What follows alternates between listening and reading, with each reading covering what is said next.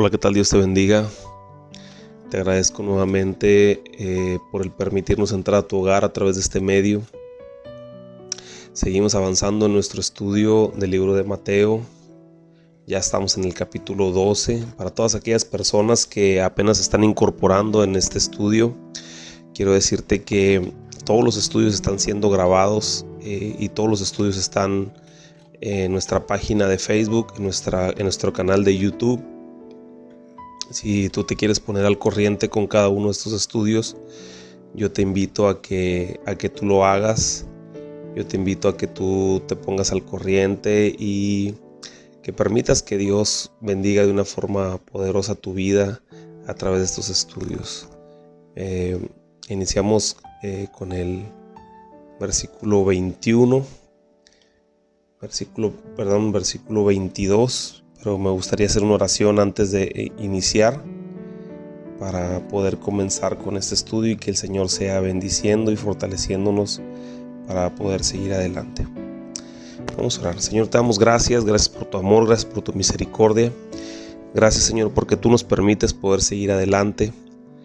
Ponemos en tus manos este estudio, pon un carbón encendido en mi boca y que únicamente palabra inspirada por tu Espíritu Santo pueda salir de mi boca. Yo te ruego con todo mi corazón, Señor, que cada persona que escuche este mensaje, que tu palabra caiga como esa semilla en tierra fértil y dé fruto al 100%. Yo te ruego con todo mi corazón, Señor, que tú los fortalezcas, que los ayudes a poder seguir adelante y que en medio de la adversidad ellos puedan mirar tu mano poderosa. Yo te doy gracias, te pido por esta pandemia a nivel mundial, Señor. Te ruego que seas tú, Señor, quien traiga sanidad a nuestra tierra y nos permita salir de esta situación, Señor, y que mi Dios todo pueda volver a la normalidad, Señor, pero ahora con un nuevo propósito, Señor, en tu caminar, en tu iglesia, para que podamos hacer la diferencia en este mundo que tiene tanta necesidad. Te damos gracias en el nombre de Jesús. Amén. Muy bien. Versículo 22 dice: Entonces fue traído a él un endemoniado, ciego y mudo, y le sanó de tal manera que el ciego y mudo veía y hablaba. Aquí vemos en el encabezado en la Reina Valera que dice: la blasfemia contra el Espíritu Santo. Aquí Jesús continúa su ministerio a pesar de lo que los fariseos ya lo buscaban para aprenderlo, o más bien estaban buscando una ocasión para dar motivo de aprenderlo. Y en esta porción le traen a un mudo y un ciego, pero en este caso no era una enfermedad, sino era por causa de un demonio. Jesús sabía distinguir entre una enfermedad natural y una enfermedad ocasionada por un demonio. Y en ese tiempo siguen existiendo las dos, pero el Espíritu Santo nos ayuda a discernir cuál es cuál, ¿no? Algunas características particulares de este endemoniado no las menciona Mateo, pero yo me imagino que debió de tener algunas características particulares por las que se menciona que era un endemoniado que tenía como consecuencia ceguera y estar mudo. Pero Jesús conocía todas las cosas, así que Jesús echó fuera a los demonios y al instante se pudo ver cómo habló y cómo miró. O sea, le fueron regresados sus sentidos y ahora ya podía ser una persona normal, ¿no? Gracias al poder del Señor, ¿verdad? Que eso es lo que vino a hacer Jesús. Vino a traer sanidad a la humanidad, a cada persona que pues se atraviesa en su camino, ¿no? Él trae esa sanidad. Versículo 23 dice: y toda la gente estaba atónita y decía: ¿será este aquel hijo de David? Así que las personas que deseaban prender a Jesús eran esas personas que se consideraban, o como dice el Sermón del Monte, que no eran pobres en espíritu, ¿no? Aquí las personas que estamos hablando, que dicen en el versículo 23, toda la gente estaba atónita y decían: ¿será este el hijo de David?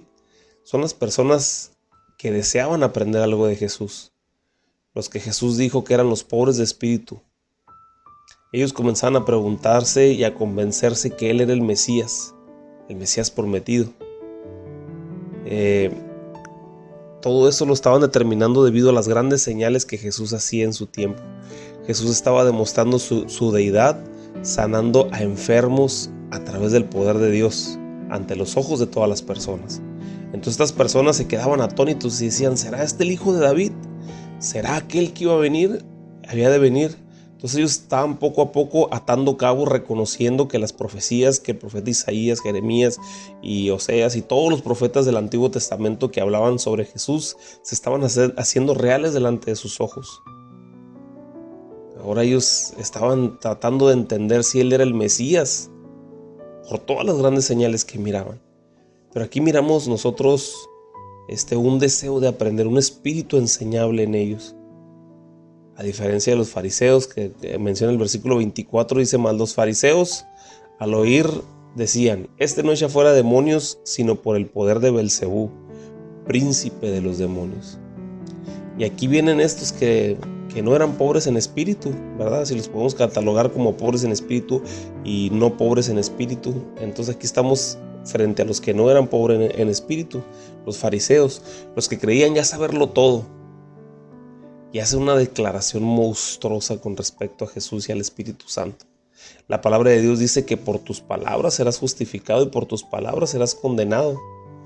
Entonces su dureza de corazón, su falta de relación con Dios, los cegó para hacer una declaración que Jesús no estaba dispuesto a tolerar. Jesús toleró muchas cosas. Jesús permitió muchas cosas que dijeran, hicieran, que hablaran, y vemos en el camino hacia la crucifixión cómo se ensañaron con él, lo golpearon, cómo lo mutilaron, cómo hicieron lo que hicieron con él, y él sabía que tenía un objetivo. Sin embargo, en esta ocasión, esto sí no lo pudo tolerar él, que era la blasfemia contra el Espíritu Santo. Entonces el versículo 25 dice, sabiendo Jesús los pensamientos de ellos, les dijo, todo reino dividido contra sí mismo es asolado, y toda ciudad o casa dividida contra sí misma no prosperará. Y si Satanás echa fuera a Satanás, contra sí mismo está dividido, ¿cómo pues permanecerá su reino? Aquí Jesús da una revelación de un principio importante de reino. Los principios de reino debemos de estudiarlos porque nos trazan una línea importante de lo que debemos nosotros seguir como hijos de Dios, como discípulos de Cristo. Todos los principios fundamentales del reino. El principio del reino que menciona Jesús es el poder del acuerdo. ¿Cuál es el poder del acuerdo? Donde dos o tres se ponen de acuerdo, dice su palabra, en algo en la tierra, será hecho en el cielo. Pero un reino que no está de acuerdo, ¿cómo va a prosperar? Recordamos un poquito sobre nuestra vida secular. Los equipos deportivos que más han funcionado son los que trabajan puestos que se ponen de acuerdo, ¿no? México ha sido un gran país, pero desgraciadamente en el área donde hemos prosperado más es en el área del boxeo, ya que es un deporte que no exige mucho el trabajo en mutuo acuerdo. Es un deporte muy solitario. Un boxeador se sube al ring él solo, pelea y se baja en victoria o vencido, pero es un deporte que no requiere un trabajo en equipo. Es únicamente el entrenamiento, la persona que lo entrena, el boxeador, pero ya cuando él tiene que ir a pelear en el ring, es una persona solitaria, uno a uno. Y desgraciadamente México ha prosperado en este tipo de deportes debido a que muchas veces nos es difícil trabajar en equipo, ponernos de acuerdo con las demás personas. Pero aquí un principio fundamental como hijos de Dios, como cristianos, como seguidores de Cristo, es que debemos de entender el poder del acuerdo, estar de acuerdo nosotros mismos. Recuerda que el día del Pentecostés, el avivamiento vino, el derramamiento del Espíritu Santo, cuando estaban todos juntos en un mismo sentir. Habla del poder del acuerdo. Entonces Jesús les dice eso que dicen que ellos estaban mencionando sobre que Jesús echaba fuera por Satanás a los demonios, pues era algo que estaba totalmente fuera de lugar, como si el espíritu que traía el muchacho era de Satanás. ¿Cómo puede Satanás estar echando fuera a Satanás mismo? No es posible. Si algo que está bien entendido en el reino de las tinieblas es el poder del acuerdo. Vemos cómo México ha prosperado mucho en el crimen organizado, ¿no? O sea, para el reino de las tinieblas, la organización, el poder del acuerdo está muy bien definido y lo manejan al 100%. Y a veces nosotros como hijos de Dios batallamos en el poder del acuerdo. Batallamos en el ponernos de acuerdo con unos hermanos con otros hermanos, ¿verdad? De la misma fe, que se puede decir de la misma fe. Entonces, aquí en México vemos nosotros cómo ha prosperado muchísimo el crimen organizado, porque como dice su palabra, están organizados. Es decir, están de acuerdo entre ellos, y muchas veces más que el gobierno mismo. Tienen más organización que ni el mismo gobierno tiene a veces. El crimen organizado muchas veces está más organizado que el mismo gobierno, y es por eso que en muchas ocasiones el gobierno no ha podido contra el crimen organizado. Entonces Jesús aquí les dice, eso que ustedes están diciendo es ilógico. Sabiendo Jesús los pensamientos, les dijo, todo reino dividido contra sí mismo es asolado, y toda ciudad o casa dividida entre sí misma no permanecerá. Si Satanás echa fuera a Satanás contra sí mismo, está dividido, ¿cómo pues permanecerá su reino? Versículo 27 dice, y si yo echo fuera a los demonios por Belcebú, ¿por quién lo echan vuestros hijos? Por tanto, ellos serán vuestros jueces. Aquí hay que entender un poquito el contexto histórico de este versículo. Los judíos practicaban el exorcismo. Se cree que a través de hierbas y algunas cosas más que utilizaban ellos. No conozco muy bien el tema, pero sé que algunos escritores hablan sobre esta práctica que tenía el pueblo judío, y en realidad en muchas ocasiones era poco eficaz. Ahora Jesús viene con un método muy eficaz, que era el Espíritu Santo, y Jesús les dice, esos rituales que hacen sus hijos no son de Dios. Ahora ellos que digan por quién están echando fuera los demonios, que ellos mismos sean jueces de ustedes. Entonces, si ustedes dicen que yo por Satanás he hecho fuera a los demonios, entonces sus hijos, ¿por quién los están echando fuera? Sus hijos que practican el exorcismo. Versículo 28 dice, pero si yo por el Espíritu de Dios echo fuera a los demonios, ciertamente ha llegado a vosotros el reino de Dios.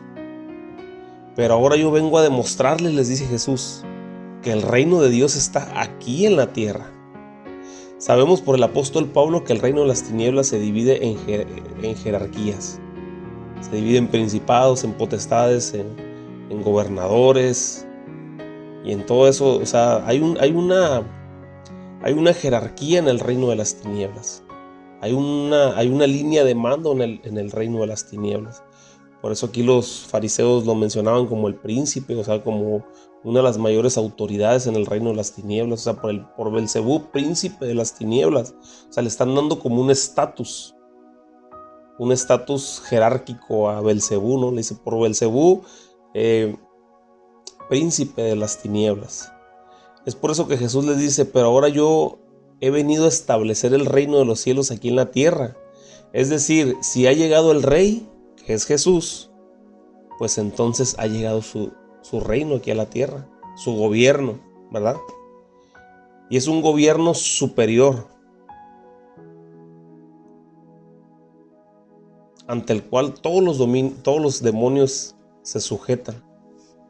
Entonces el gobierno que traía Jesús era un gobierno superior al que estaba establecido. O sea, Jesús venía con más fuerza, venía con autoridad. Pues es el Rey de Reyes y el Señor de Señores. Él es todo, Él creó todas las cosas. Él mismo dijo en su palabra, yo vi caer a Satanás desde el cielo como un rayo, ¿verdad? Cuando fue desechado. Entonces mayor que Satanás, mayor que Belcebú, es Jesús, y ahora venía a presentar su reino. Entonces por eso les decía, ciertamente si yo por el Espíritu Santo, el Espíritu de Dios echo fuera a los demonios, pues entonces es porque el reino de Dios ha sido establecido aquí en la tierra. O sea, el gobierno de Dios ya ha sido establecido. O sea, jerárquicamente hemos venido a tomar posición sobre todas las cosas que se mueven aquí en la tierra. Y ahora hay una autoridad mayor, que es para todo aquel que cree en Jesús, y que en el nombre de Jesús, ¿verdad?, echaremos fuera demonios, porque Jesús dijo, mayores cosas harán, en mi nombre echarán fuera demonios. Entonces desde que Jesús llegó a la tierra se estableció un nuevo reino, un nuevo gobierno para todos aquellos que creen en Él, para todos aquellos que se acercan a Él y vivimos bajo el régimen ese. Versículo 29 dice, porque ¿cómo pueden algunos entrar en la casa del hombre fuerte y saquear sus bienes si primero no le atan? Y entonces podrán saquear sus bienes. Aquí Jesús está revelando su ministerio, cómo Él está llegando con esa autoridad que viene del cielo. Aquí es donde tenemos como principio el atar en el sentido simbólico al enemigo, en el nombre de Jesús, obviamente. Mucha gente critica esto, pero nosotros lo hacemos como un acto representativo que hace alusión a lo que Jesús dijo, ¿verdad? Que dice, si alguno entra a casa del hombre fuerte a saquear sus bienes, primero le tiene que atar. Aquí Jesús muestra dominio sobre el enemigo. Y el mencionar que lo ha atado es porque lo ha sometido bajo su autoridad y ahora lo puede echar fuera. Una vez sometido, pues entonces ya lo puede echar fuera, lo puede echar a la cárcel, ¿no? Versículo 30 dice, el que no es conmigo contra mí es, el que conmigo no recoge desparrama. Así que Jesús les dice, es incongruente todo lo que ustedes dicen que yo he hecho por Belcebú a los demonios. Yo provengo del Padre y por medio del Espíritu Santo hago todo lo que hago. Así que si alguien hace algo parecido pero no es por obra del Espíritu Santo, pues entonces no es conmigo, es contra mí. Porque el que conmigo está, ¿verdad? Recoge y no desparrama. O sea, si ustedes estuvieran conmigo, pues no estuvieran criticando ni tratando de opacar el ministerio que proviene del cielo. Versículo 31 dice, por tanto os digo, todo pecado y toda blasfemia será perdonada a los hombres, mas la blasfemia contra el Espíritu Santo no le será perdonada. A cualquiera que dijere alguna palabra contra el Hijo del Hombre, le será perdonado, pero al que hable contra el Espíritu Santo, no le será perdonado ni en este siglo, ni en el venidero. Wow, aquí Jesús le deja caer una bomba nuclear a la osadía de las palabras de estos hombres. Tenía que defender el Espíritu Santo, así como tú y yo debemos de defender el Espíritu Santo en este tiempo. Aquí Jesús hace una diferencia entre los pecados comunes, que hay pecados que van a ser perdonados. Más bien, todos los pecados van a ser perdonados si tú te arrepientes. Sin embargo, la falta de respeto contra el Espíritu Santo, como lo que estaban diciendo estos fariseos, no va a ser perdonada. Así que más exclusivo en las palabras que uses, sé más exclusivo en las palabras que uses al juzgar la obra de alguna persona. Si él está mal, Dios lo va a juzgar, no nosotros.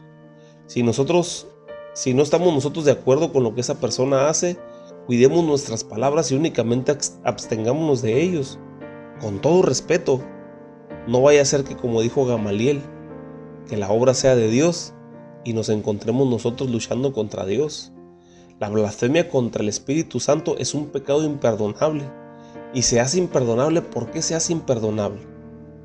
Porque nunca tienes el deseo en tu corazón de arrepentirte. No te nace. Y el primer paso para el arrepentimiento, para el perdón, recordamos que es el arrepentimiento. Entonces, si no te nace a ti el arrepentirte, pues ¿cómo puedes recibir perdón si no te arrepientes? Y una de las cosas que sucede cuando hay una blasfemia contra el Espíritu Santo es que ya no te nace a ti pedir perdón. Te vuelves duro y frío de corazón. Versículo 33 dice, o haced el árbol bueno y sus frutos buenos, o haced el árbol malo y sus frutos malos. Porque por el fruto se conoce el árbol. Generación de víboras, ¿cómo podéis hablar lo bueno siendo malos? Porque de la abundancia del corazón habla la boca. El hombre bueno del buen tesoro de su corazón saca buenas cosas, y el hombre malo del mal tesoro saca malas cosas. Mas yo os digo que toda palabra ociosa que hablen los hombres, de ellas darán cuentas en el día del juicio. Porque por tus palabras serás justificado, y por tus palabras serás condenado. Yo tengo un conocido, una persona que conozco, y que pasa su vida juzgando predicadores, y yo le digo que eso que está haciendo no es bueno. Yo le digo que eso que él practica no es bueno. y yo trato de hacerle entender que no es bueno que juzgue a las personas de esa manera. Sin embargo, las experiencias que él ha tenido en su vida lo han llevado a volverse un juez. Yo le pido verdaderamente misericordia a Dios por él, porque sí ha mencionado que es obra del diablo lo que ellos hacen. Quizás por el testimonio de los predicadores, ¿verdad? Que a lo mejor no ha sido muy bueno. Pero iglesia, yo te animo el día de hoy a que ninguna palabra de juicio salga de tu boca, porque si es obra de Dios, el fruto dará a conocerlo, y la misma obra se juzgará por sí misma. Mas no caigamos en el pecado y provoquemos a ir a Dios por causa de nuestra blasfemia o juicio. Clasifica bien tus palabras, recuerda que por cada una de ellas vas a dar cuentas el día del juicio. Incluyendo, como decía Jesús anteriormente, decirle fatuo a tu hermano. Así que seamos congruentes y entendidos de la palabra. El que tenga oídos para oír, que escuche lo que el Señor nos dice a través de esta escritura, lo que el Señor nos quiere enseñar. Cuidemos nuestras palabras, ¿verdad? Los proverbios están llenos de enseñanzas donde nos dice que si nosotros somos prudentes en nuestras palabras, ¿verdad?, acarreamos vida, acarreamos bendición. Que el que quiera mirar días buenos, dice su palabra, que refrene su lengua. Que la lengua es un miembro muy pequeño que hace tanto daño. Así como una pequeña flamita puede incendiar un bosque entero, así la lengua puede incendiar un bosque entero. Puede destruir familias, puede destruir personas, nuestra propia lengua. Y aquí el Señor Jesús nos da un mensaje importante. Porque en el mucho hablar dice el proverbio, pues viene el pecado, ¿verdad? Cuando nosotros no refrenamos nuestra lengua, estamos más propensos a que caigamos en pecado a través de nuestras palabras.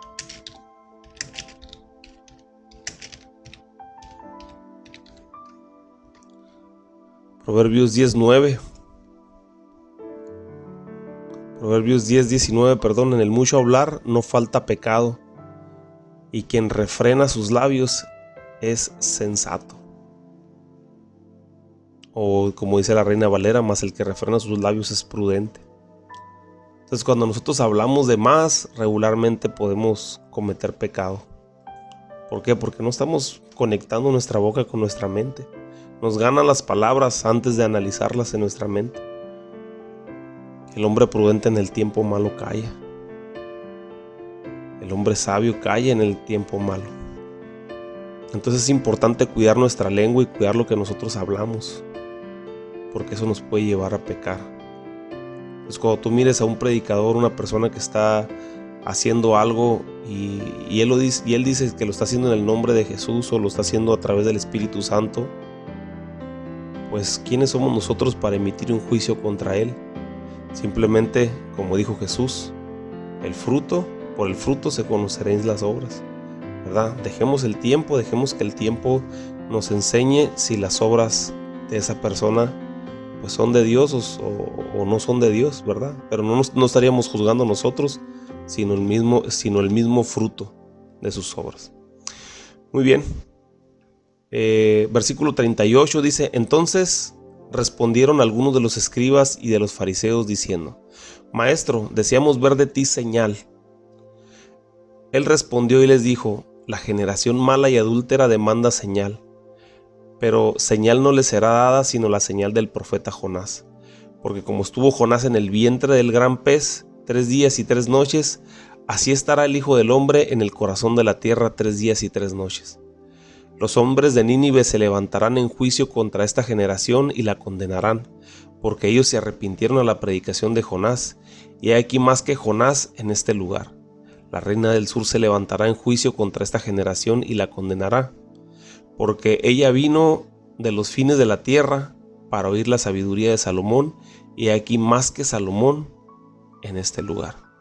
Entonces, ya en el calor de la plática, Jesús se atrevió a decirle a los escribas y a los fariseos que estaban tentando a Jesús, pidiéndole señales del cielo, les dijo: generación mala y adúltera. Cuando Jesús menciona que la generación es adúltera, hay que entender la palabra adulterio o adulterar, ¿verdad?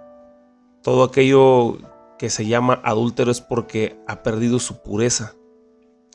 Por eso es que el pecado de adulterio se llama pecado de adulterio o un acto de adulterio cuando fallamos en nuestro matrimonio, porque en realidad a lo que hace referencia es que el matrimonio ha perdido su pureza.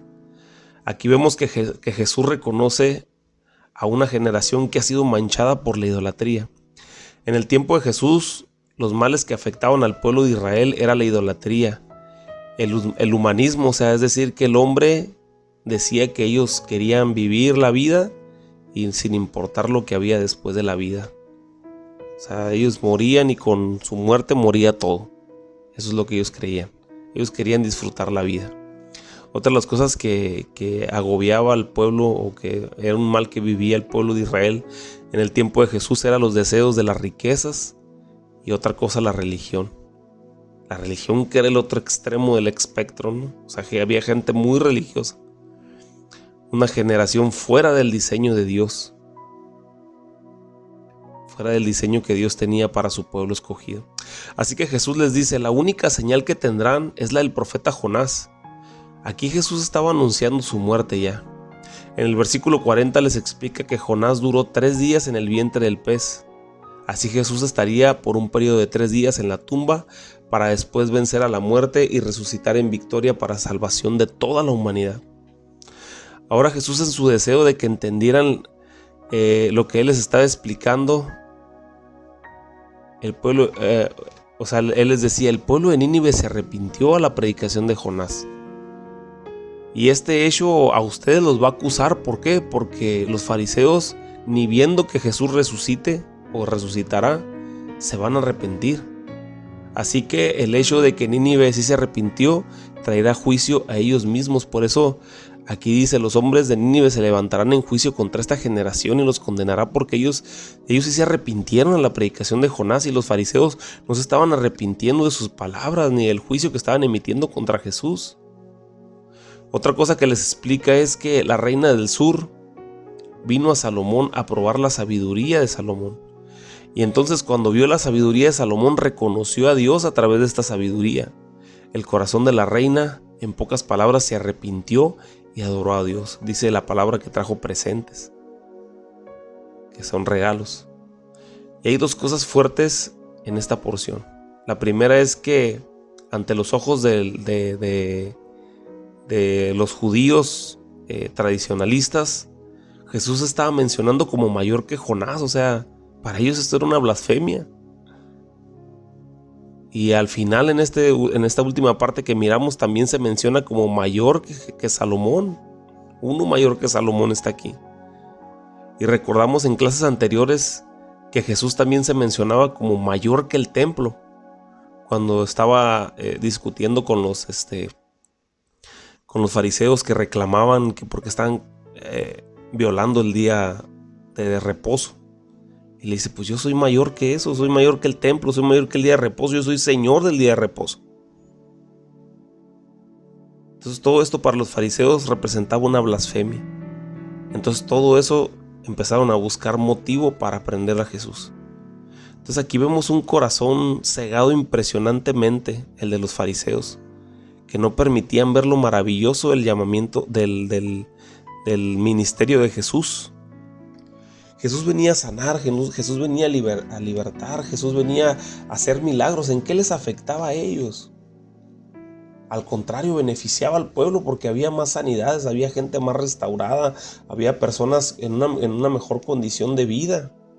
Jesús alimentaba, Jesús enseñaba, instruía, y no instruía nada que fuera otra cosa que lo que Moisés dijo, la instrucción que Moisés dijo desde el principio. O sea, como dijo Jesús, yo no vine a abrogar la ley, sino que se cumpliera. Jesús no estaba transgrediendo ninguna ley.